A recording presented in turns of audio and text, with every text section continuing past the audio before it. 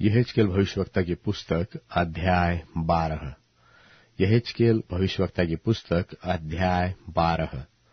फिर यहोवा का यह वचन मेरे पास पहुंचा, हे मनुष्य के संतान, तू बलवा करने वाले घराने के बीच में रहता है, जिनके देखने के लिए आंखें तो है परंतु नहीं देखते, और सुनने के लिए कान तो है परंतु नहीं सुनते, क्योंकि वे बलवा करने वाले घराने के हैं। इसलिए हे मनुष्य के संतान, दिन को बंधुआई का सामान तैयार करके उनके देखते हुए उठ जाना। उनके देखते हुए अपना स्थान छोड़कर दूसरे स्थान को जाना। यद्यपि वे बलवा करने वाले घराने के हैं, तो भी संभव है कि वे ध्यान दे। सो तू दिन को उनके देखते हुए बंधुआई के सामान की नाई अपना सामान निकालना, और तब तू सांझ को बंधुआई में जाने वाले के समान उनके देखते हुए उठ जाना। उनके देखते हुए भीत को फोड़कर उसी से अपना सामान निकालना।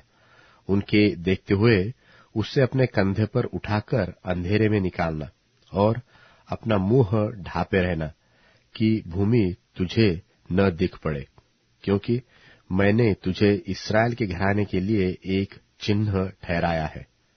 उस आज्ञा के अनुसार मैंने वैसा ही किया। दिन को मैंने अपना सामान बंधुआई के सामान की नाई निकाला, और सांझ को अपने हाथ से भीत को फोड़ा। फिर अंधेरे में सामान को निकालकर उनके देखते हुए अपने कंधे पर उठाए हुए चला गया। सुबह को यहोवा का यह वचन मेरे पास पहुंचा, हे मनुष्य के संतान, क्या इस्राएल के घराने ने अर्थात उस बलवा करने वाले घराने ने तुझसे यह नहीं पूछा कि यह तू क्या करता है?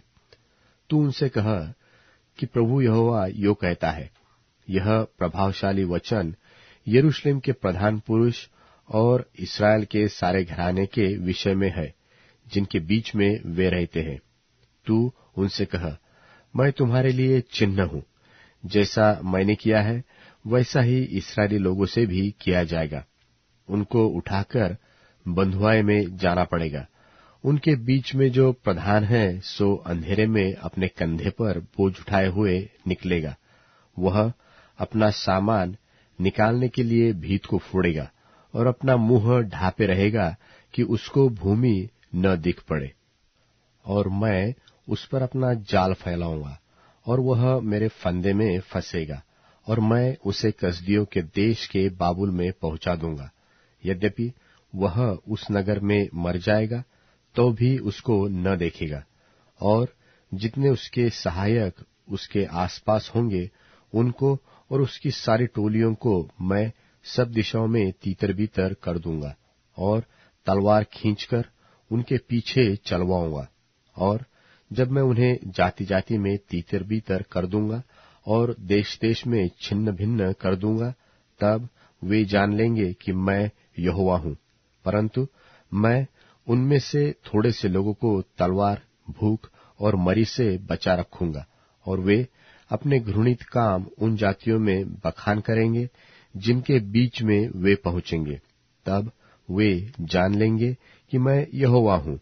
तब यहोवा का यह वचन मेरे पास पहुंचा, हे मनुष्य के संतान, कांपते हुए अपनी रोटी खा, और थरथराते और चिंता करते हुए अपना पानी पीना, और इस देश के लोगों से यो कहना कि प्रभु यहोवा यरूशलेम और इस्राएल के देश के निवासियों के विषय में यो कहता है, वे अपनी रोटी चिंता के साथ खाएंगे और अपना पानी विस्मय के साथ पिएंगे, क्योंकि देश अपने सब रहने वालों के उपद्रव के कारण अपनी सारी भरपूरी रहित हो जाएगा, और बसे हुए नगर उजड़ जाएंगे, और देश भी उजाड़ हो जाएगा।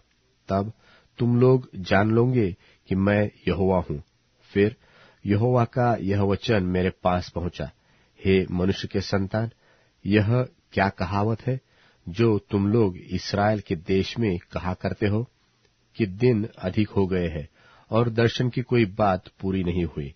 इसलिए उनसे कह, प्रभु यहोवा यो कहता है, मैं इस कहावत को बंद कर दूंगा और यह कहावत इस्राएल पर फिर न चलेगी। और तू उनसे कह कि वह दिन निकट आ रहा है और दर्शन की सब बातें पूरी होने पर है, क्योंकि इस्राएल के घराने में न तो और अधिक झूठे दर्शन की कोई बात और न कोई चिकनी चुपड़ी बात फिर कही जाएगी। क्योंकि मैं यहोवा हूँ, जब मैं बोलूं तब जो वचन मैं कहूँ वह पूरा हो जाएगा, उसमें विलंब न होगा। परंतु हे बलवा करने वाले घराने, तुम्हारे ही दिनों में मैं वचन कहूंगा और वह पूरा हो जाएगा। प्रभु यहोवा की यही वाणी है। फिर यहोवा का यह वचन मेरे पास पहुंचा, हे मनुष्य के संतान, देख, इस्राएल के घराने के लोग यह कह रहे हैं कि जो दर्शन वह देखता है वह बहुत दिनों के बाद पूरा होने वाला है, और कि वह दूर के समय के विषय में भविष्यवाणी करता है। इसलिए तू उनसे कह, प्रभु यहोवा यो कहता है, मेरे किसी वचन के पूरा होने में फिर विलंब न होगा, वरन जो वचन मैं कहूं सो वह निश्चय पूरा होगा। प्रभु यहोवा की यही वाणी है।